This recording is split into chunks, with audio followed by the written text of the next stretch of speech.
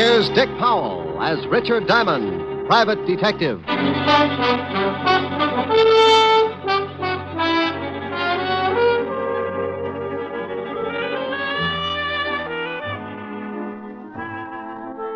Hello there. My name's Diamond. If you spotted me on the street, you'd probably figure me for an average working man. But you'd be wrong. I fit the description all right because I break my back 6 days a week to keep my piggy bank nice and stuffed. But my occupation puts me in a class by myself. I'm a private, nothing in this world but detective. You probably say, so what? The average working man comes under the heading of a lot of different jobs, and you'd be right on that count. But there's one little thing that puts me in a class all by myself. Trouble. Mr. and Mrs. Average John Doe work 6 days a week to keep clear of it. I put in the same time playing footsies with it. It's a kind of silent partner with references dating all the way back to the year one. People get in trouble every second, and I count on a small percentage to come to me to get them out of it. The rest? Odds and good advertising. As an example, take the other night in a little bistro over on 48th Street. A couple of guys sitting at a back table were getting set for a special brand of trouble. The big kind that you find under the heading of murder. Oh, Bert, old boy, this is turning out to be a wonderful evening. Well, I'm glad you're enjoying it, George. Yes. Say, who's a blonde over there in the booth? Well, I've never seen her before, but she's cute. Yeah, she sure is. Good evening, baby. Oh, George, take it easy. What? Maybe she's waiting for someone. Oh, don't be silly. Look, she's smiling. Let's ask her over to the table. Well, I still think she's waiting for someone. If you want to take the chance, go ahead, you ask her. All right, I will. I said good evening. Good evening. My friend and I noticed you were sitting alone, and we wondered if you'd join us. Oh, I don't believe I can. You see... Oh, please, just for a few drinks? No, really. Thank you just the same. Well, if you say so, but I'll be unhappy for the rest of the evening. Hi, baby. Tony. I'm sorry I took so long, but... Hey, who's this guy? Not Tony. I said, who's the guy? If you'll excuse me. No, you wait a minute. George, come on. I think we'd better leave. This guy a friend of yours? Yes, he is. Was this guy making a pitch, Nan? No, he only asked me over for a drink. Oh, he did, huh? Now, wait a minute, pal. Please, I made a mistake. I'm sorry. So you made a mistake.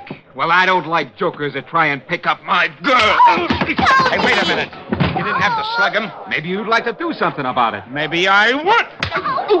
Loud enough. Well, that's the first time Tony ended up on the short end of a fight in a long time. You all right, George? Yes, I think I cut my head. Yeah, you're bleeding all over the place.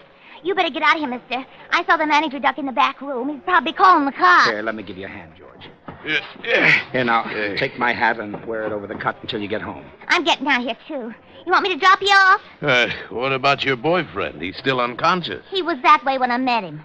You want the lift or not? What about you, Bert? Oh, I'll be all right. Now, go on. Let her take you somewhere so you can get cleaned up. I'll grab a cab and head for my place. I'll call you in the morning. But I don't Now, want stop to... arguing. You can't afford a scandal. All right. Come on, honey, let's go.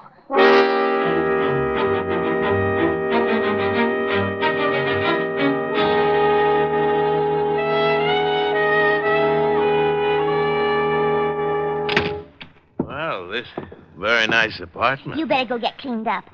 Back through that room. I'll get a couple of drinks. I can sure use a drink.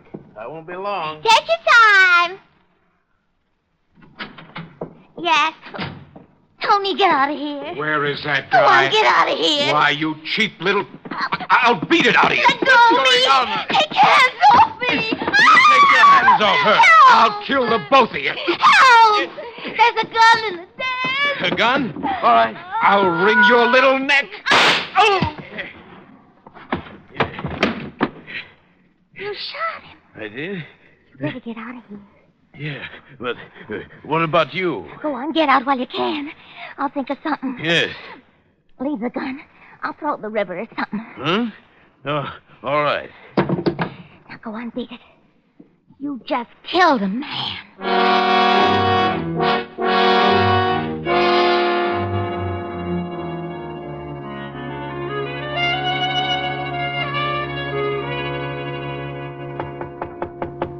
Yeah, come in.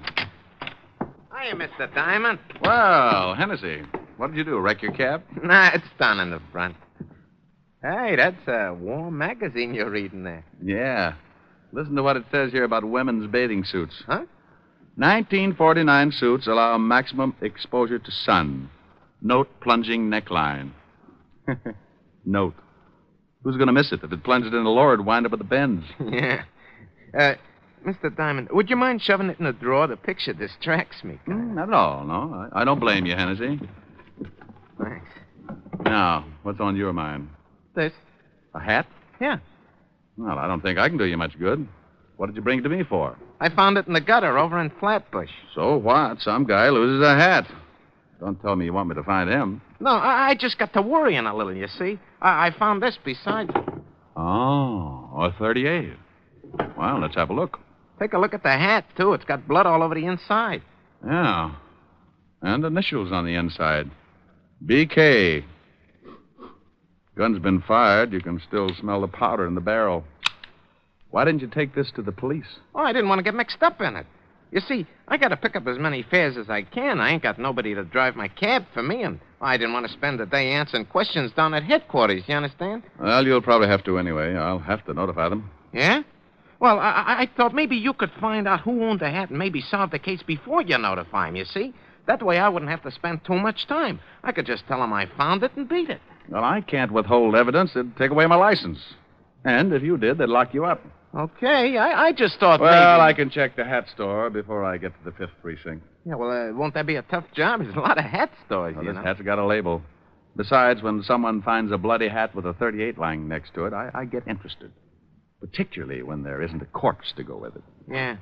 Well, I gotta go, Mr. Diamond. Thanks a lot. You got a free ride anytime you want it. I may take you up on that. So long, Hennessy. Well, there you are. What did I tell you?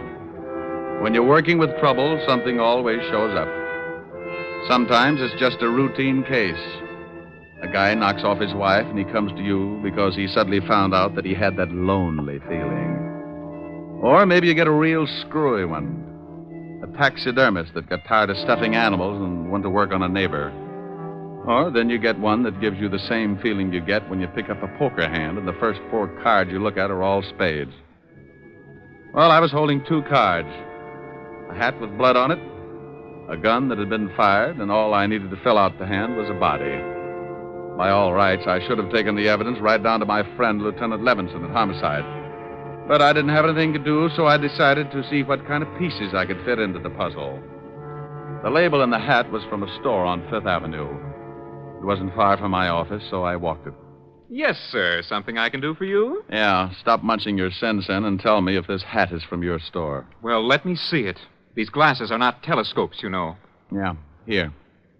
Well, if you're planning to return this merchandise, sir, I can assure you the store will not accept it.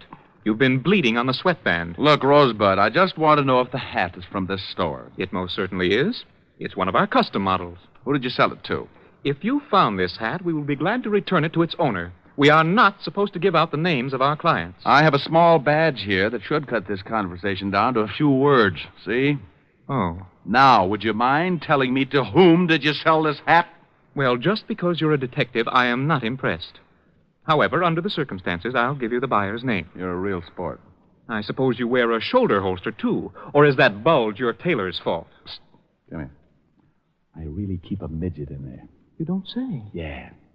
He spits through the lapel at stupid hat clerks. Oh, really? Now, come on, Bright Eyes. Who bought the hat? Well, if you'll just hold your horses. That's the new line, if I ever heard one. Come on, Bubbles. Yeah. Here it is. This hat was sold to a Mr. Bertram Calmus. We make all his hats for him. Well, bully for you. What's his address? 430 Sutton Place. Now, will that be all, sir? Yes, that will be all, and thank you. You've been a brick through the whole ugly mess. I left him watering his gardenia and headed for the residence of one Mr. Bertram Calmus. The apartment house was about 10 blocks away, and with the money I had in my pocket, all taxicabs started looking like iron claws with 4 wheels. I walked. Yes? How do you mean that? Yes, I don't want any. Oh, and I've got a pretty good sales talk. I never buy anything unless I have a demonstration. My middle name is Semper Paratus. Like the Coast Guard, I'm always prepared. I suppose I could top that, but I'm getting tired of trying to close the door on your foot. What is it you want? I hate to admit it, but I'm looking for Bertram Calmus. My husband. Good for him. Is he in? No, but he will be any minute. What's it about? This hat, I believe, is his. What blonde's apartment did it turn up in? It was found in a gutter in Flatbush. Well, Flatbush is a little out of his territory, but the gutter sounds familiar. What's that stain all over it? Blood. Does your husband bleed a lot? Not recently. We've been getting along. Are you from the police? I'm a detective. Oh. Come in. I'd hate to be selling brushes. I'd have slammed the door on your face. Oh, well, then I made an impression. Perhaps. Let's just say you're waiting for a sacrifice to move you to second base. Won't you sit down? Thanks. What happens when I round third? That depends on your batting average, Mr. Diamond, Mrs. Calmus. That fits. Now, getting back to a very dull subject, does this hat belong to your husband? I don't know. It looks like one of his. Has it got any initials in the band? Mm-hmm. BK. When did you find it? I didn't. The cab driver picked it up this morning. And it isn't my husband's blood. He left about a half an hour ago to do some shopping, and he was very bloodless. No cuts on his head? No cuts. He came in around 2 this morning. He'd been drinking, but he wasn't cut up. Oh, here he is now. I hope we can discuss baseball another time. Well, I got all the things you wanted, and... Bert, this is Mr. Diamond. He's a detective. Yeah?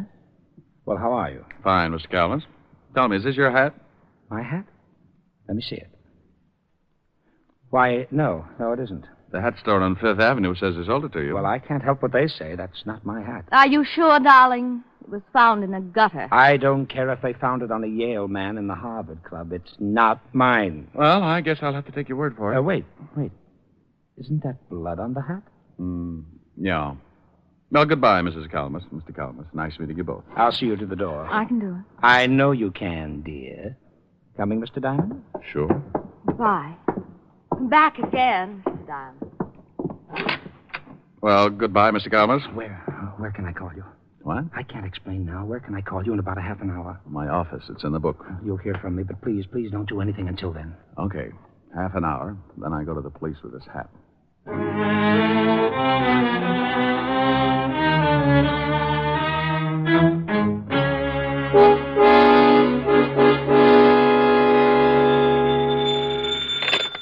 Puss. Mr. Diamond, this is Bert Calmus. Yeah? Yes, I couldn't say anything to you in front of my wife. That is my hat. Well, I thought so. Why did you deny it? Well, I was out with a pal last night. There was a fight over a girl. I didn't want to mention it in front of my wife. Oh, how did the blood get on the hat? My friend got hit on the head, and I loaned him my hat to cover up the wound. What was it doing in a gutter in Flatbush? I really don't know. My friend left with the girl, and I went right home. Well, who is this friend of yours? I think something may have happened to him. Well, I called him this morning, and he seemed very nervous about something, and he asked me to come over. I'm in the lobby of this hotel right now. He's probably just worried about the girl he picked up. As long as the blood on the hat was from a cut on his head, I don't think there's too much to worry about. No, Mr. Diamond, I think it's more than that. He's my employer, and I know him pretty well. I do wish you'd come over. Well, all right, Mr. Calmus. What's the address? The Whitsett Hotel on East 54th Street. I'll meet you in the lobby. Don't ask me why I started getting that lousy feeling when all I had was a bloody hat, a gun, and a pretty good explanation for one of the items. But there it was, that jammed-up feeling in the pit of my stomach, like I just swallowed a whole pineapple. Something was wrong, and I wanted to find out what. So I hurried over to the Whitsett Hotel and met Calmus in the lobby. I'm glad you came, Mr. Diamond. I just put in a call to George's room, and someone else answered. So what? Well, the man asked a lot of questions, like who I was and what did I want with George, and... Oh, I take it George is your friend of last night. Yes, George Watkins. He's the president of the firm I work for. Well, let's go up. When someone starts asking questions like that on the phone, it begins to sound like the police have moved in. Come on.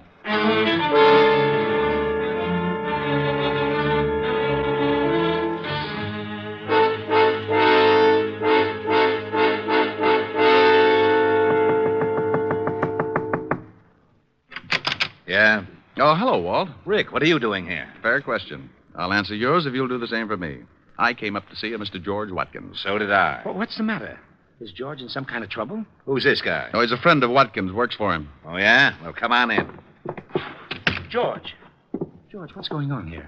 You better let the lieutenant tell you, Bert. I can't think anymore. What's the charge, Walt? Murder. Murder? We got a call from a girl last night who said a man named George Watkins killed someone in her apartment. When we got over there, we found the girl dead, too. Oh, well, you must have the wrong man, Inspector. George wouldn't- Lieutenant. And I'm sure you think George wouldn't, but he just confessed.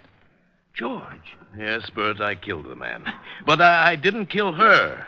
The man came in and tried to strangle her. She told me to get the gun in the drawer, and when the man wouldn't let her go, I shot him. That isn't what the girl told us. She said she took this guy home after he'd been in a fight, and when they got to her apartment, he made a pass just as her boyfriend came in. Then Watkins shot him and ran out. We figured he got excited, and when he had time to think about it, he went back and killed the only other witness. I didn't kill the girl. I never went back there at all. I came straight here. Walt, Mr. Calmus here was with him up until the time he left with the girl. Is that right, Mr. Calmus? Why, yes, sir. Now, there was a previous fight, and Watkins got that cut on his head. Mr. Calmus loaned him his hat to cover the wound. That's right, sir. And, by the way, Walt, what caliber was the murder weapon? .38, but we haven't found the gun yet. Here, check this one with ballistics. How'd you find this? Cab driver named Hennessy brought it into me this morning. Found it lying with a hat. Did you ever see this gun before, Watkins? No, I told you I don't own a gun. Walt, what time do you figure he killed the man and the girl? The coroner fixed the time of death about 1 o'clock this morning. How long were you at this girl's apartment, Mr. Watkins? Why, about 5 minutes before her boyfriend came in. I shot him and left immediately. And you don't remember taking your hat or the gun? What are you getting at, Rick? This is an open and shut case. He admits killing one of them, but he won't admit the other killing because he knows it was premeditated. Just a hunch, Walt, just a hunch. Mr. Watkins, would you mind telling me just what happened after the girl's boyfriend started choking her? Well, I grabbed a gun out of the dresser near the kitchen and I shot him. And the girl told me to get out, that she'd take care of things, so I dropped the gun and ran. Did you hear anything else? Anything unusual? No. But, yes, now that you mention it, I did hear something, but it slipped my mind until now. What did you hear? Well, I don't know whether I can describe it or not. It sounded like someone had opened a bottle of flat champagne. What are you getting at, Rick? Oh, wait a minute, Walt. When did you hear this noise? Right after I shot the man. I remember wondering if someone hadn't opened a bottle in the kitchen. Is that where the noise came from? Yes, I think so. All right, if I go over and case the scene, Walt? We've done that. Yeah, but you weren't looking for something. Why don't you come with me, Mr. Calmus? I'd like to talk with you. What's the address, Walt? 16 West 113th Street. Well, now, look, don't worry too much, George. I can handle the business, and in the meantime, I'll do everything to get you off. Thanks, Bert. Now, you wait a minute, Rick. If you think you know something... Walt! Yeah? Bye. Calmus and I went downstairs and took a cab over to 16 West 113th Street. It was a middle-class apartment house in Flatbush, a 4-story brownstone. I let Calmus pay the fare, and we went in. I wonder what floor it's on. Well, should tell on the mailboxes.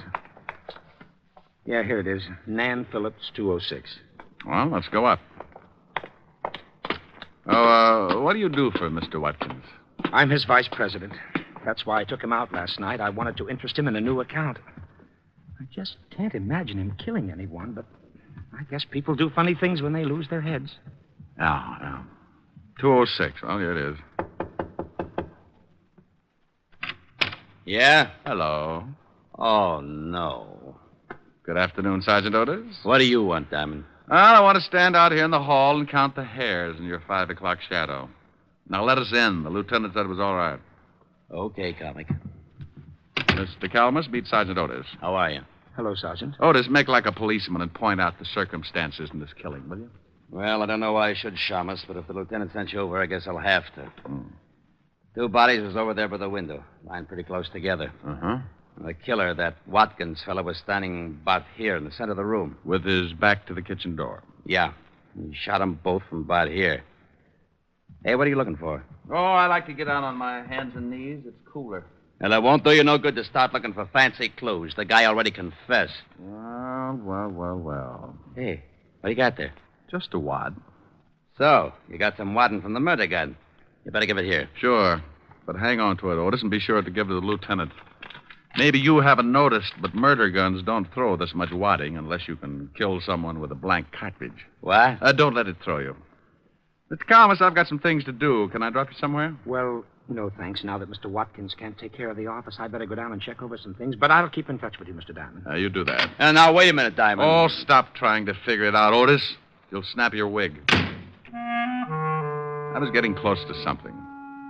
I wanted to tie the ends together before it caught up with me. I had a big, fat hunch that Watkins had been framed good, and the more I found out, the more it looked like a killer was still loose. The whole setup had been screwy from the first. Why would a guy lose his hat and drop his gun in the same place? Or, if he threw them both away, why wouldn't he burn the hat and throw the gun in the river? Nobody's frightened enough to lay them side by side in the gutter. I learned a lot since this morning, and I was certain of one thing. The killer tried to make it look good, but he was an awful amateur. I knew something else, too. Amateurs can be awfully mean sometimes when you corner them. I put in a call to Walt and told him what I had, and then I asked him to give me half an hour and meet me at Mrs. Calmus's flat. I grabbed another cab, and 20 minutes later, I was sitting on a long couch next to Mrs. Calmus. It's easy to get that crowded feeling, even on a long couch. You just both sit on the same cushion. Comfy? Oh, yeah. What kind of perfume is that? My sin. Past or future tense? A rounding second. What brought you back, Mr. Diamond? Oh, I want to ask a couple of questions. Past or future tense? What time did your husband get in last night? I told you about 2 o'clock. Why? Do you know if he knows a girl named Nan Phillips? I really don't know. Oh. All right. Just a few more questions, and then we'll get back to that perfume. I'll think ahead. You said you'd been getting along with your husband. Would you mind explaining that? Certainly I like nice things, and lately he's been buying them for me. Oh. What's your husband's salary? About $15,000 a year. Oh. Could he afford to buy you these things? Well, he told me he was getting a raise and that he'd gotten a big advance. What's this all about? Maybe I'd better tell you. Bert, I didn't hear you. I did. What are you doing with that gun? I'm going to use it. I found Mr. Diamond making passes at my wife, and I shot him. Are you crazy? Don't ask him that. He's allowed to start thinking about it. You can't shoot me and get away with it, Calmus. What are you going to do with your wife? She won't back you up. No, I guess she wouldn't.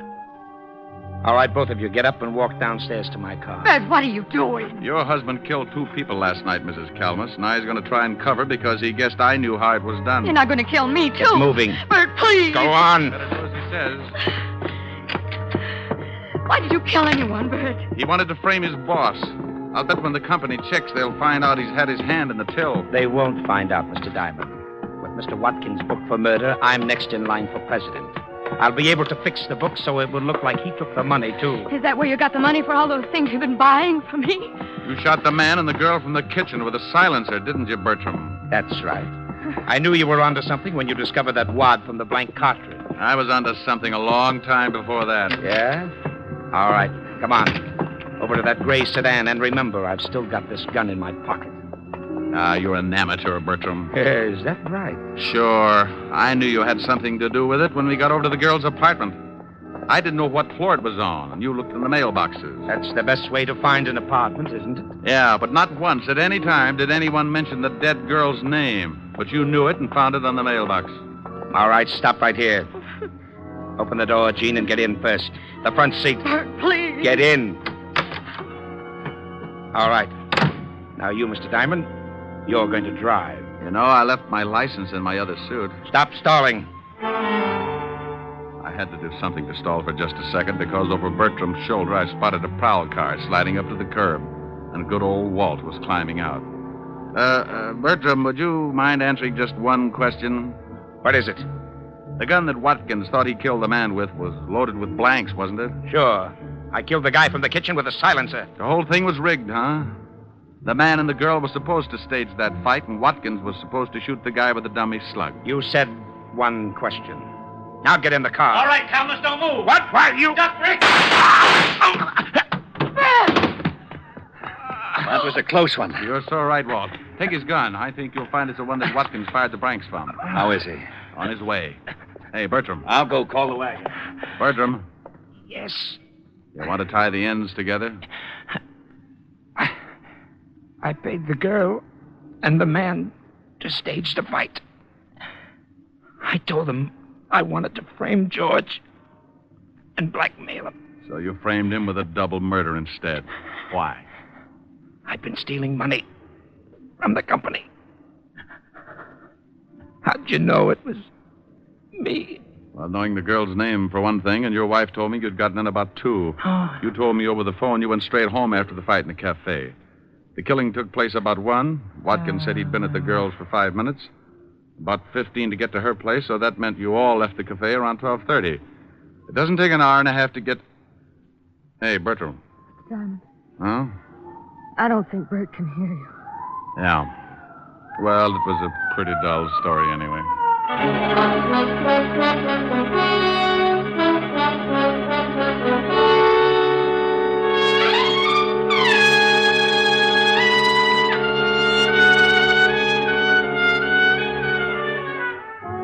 Well, the wagon got there, and I briefed Walt on everything that had happened. They took Mrs. Calamus home and released Watkins. It was a stinking hot afternoon, and I needed something cool to bring me down to normal, so I headed for 975 Park Avenue. A tall lemonade with a mind of its own, and a curvaceous redhead with the same gimmick. Yes? Oh, good afternoon, Mr. Diamond. Afternoon, Francis. Miss Asherin? Yes, sir. She's in the study, reading. Thanks, Francis. Oh, how about something cool? Yes, sir. Right away, sir. Hi. Hi. Wow, you look cool enough. That's a nice getup. You like it? It's the newest thing. Yeah, I saw it in the magazine. What do you do if it shrinks? Oh, silly. No, I'm concerned. You might get raided. Don't you like it? Yes, ma'am. What do you think of me? Oh, you're adorable. You're beautiful and you're cute. Hey, that sounds like a song. Uh-huh. Come here. No, not sing it. It's cute. That's too hot. I'm rather cool. Well, I was only lukewarm until I spotted that play suit. Go on. A, you're adorable. Okay, but then I want to play. Get it? Play suit? That was then. Oh, yeah, I know. Go on. Hey, you're adorable. B, you're so beautiful.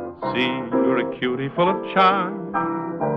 D, you're a darling. And E, you're exciting. And F, you've got feathers on your arm. Oh, Rick. G, you look good to me. H, you so heavenly. I, you're the one I idolize.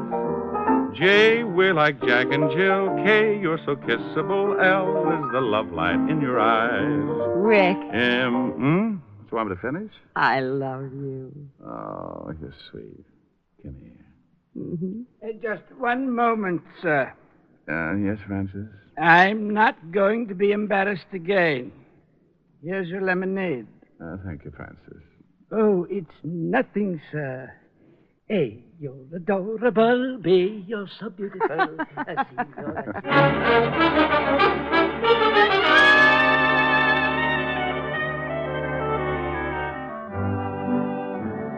You have just heard Richard Diamond, Private Detective, starring Dick Powell. Helen was played by Virginia Gregg, Lieutenant Levinson by Ed Begley. Also in our cast were Wilms Herbert, Byron Kane, Lorene Tuttle, Paul Frees, and Wally Mayer. Music was under the direction of Frank Worth. Richard Diamond is written by Blake Edwards and directed by William P. Rousseau. Now, this is Eddie King inviting you to be with us again at the same time next week when we will again bring you Dick Powell as Richard Diamond, Private Detective.